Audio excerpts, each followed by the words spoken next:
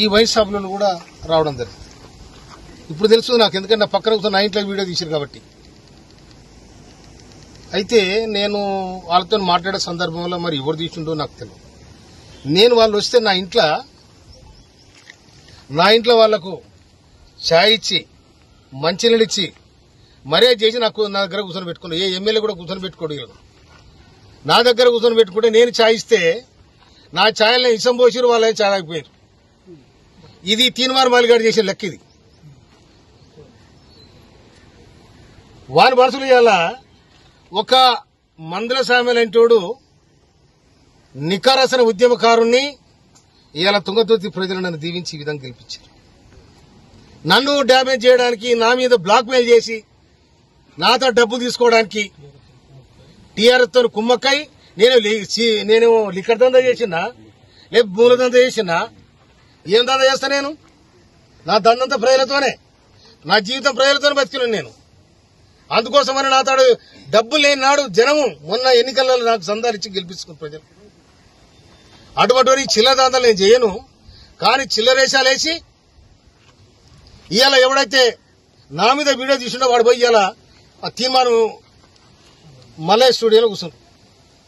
మరి అతను చేపించినాడు అనుకోవాలా, ఎవరు చేపించినాడు అనుకోవాలా నేను? అందుకోసం దీన్ని చట్టపరంగా ఇవాళ ఒక దళితుడు, ఒక మాదిగ వ్యక్తి రాష్ట్ర ప్రభుత్వంలో ఉండడం ఇష్టం లేదా? బీసీలు అంటారు, ఎస్సీలు అంటారు, ఎస్టీలు అంటారు, సామాజిక న్యాయం. ఎక్కడ పోయినా సామాజిక న్యాయం ఇదేనా? బ్లాక్ మెయిల్ రాజకీయాలా సామాజిక న్యాయం ఇదేనా? ఇది కాదు కదా.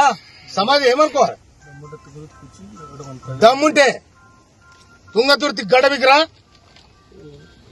తుంగతుర్తి గడ్డ మీదకి వచ్చి ఇవాళ నేను చేసింది నాకు చెప్పాలి. లేకపోతే దీని చట్టపరంగా నేను తప్పకుండా చర్య తీసుకోవడానికి ప్రభుత్వాన్ని విజ్ఞప్తి చేస్తాను. నా ఇంట్లో తిని నా ఇంట్లో ఇష్టం కలిగిపోతే ఇంతకంటే ద్రోహం ఏముంటది? వాటిని నాకు ఫోన్ చేసి ఇంకా నీ వీడియోలు ఉన్నాయంటే, వీడియోలు అన్ని మంచి నూక్కోరా నువ్వు, అన్ని మంచి నూక్కో, ఏడు నూక్కూడా నూక్కో కొడక. మళ్ళా కనుక ఇది వస్తే తొక్కి నేను కథరే దొక్కబో చూసుకో. నేను మందుల సాబరెడ్డి ఏమనుకున్నారు మీరు? నేను మా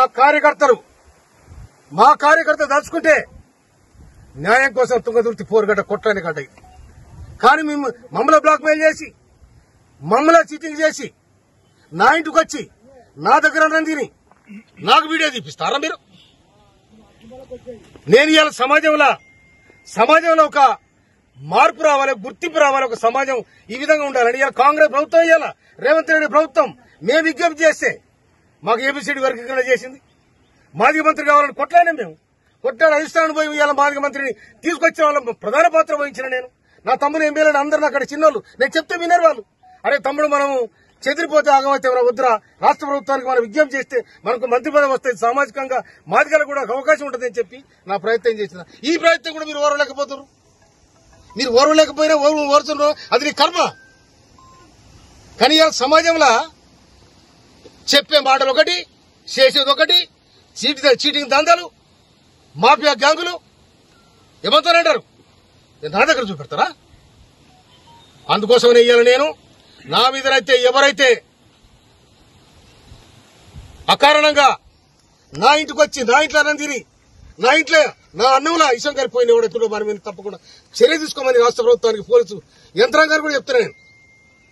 నిజంగానే నాకు ఎవరు డబ్బులు ఇచ్చే చెప్పాను,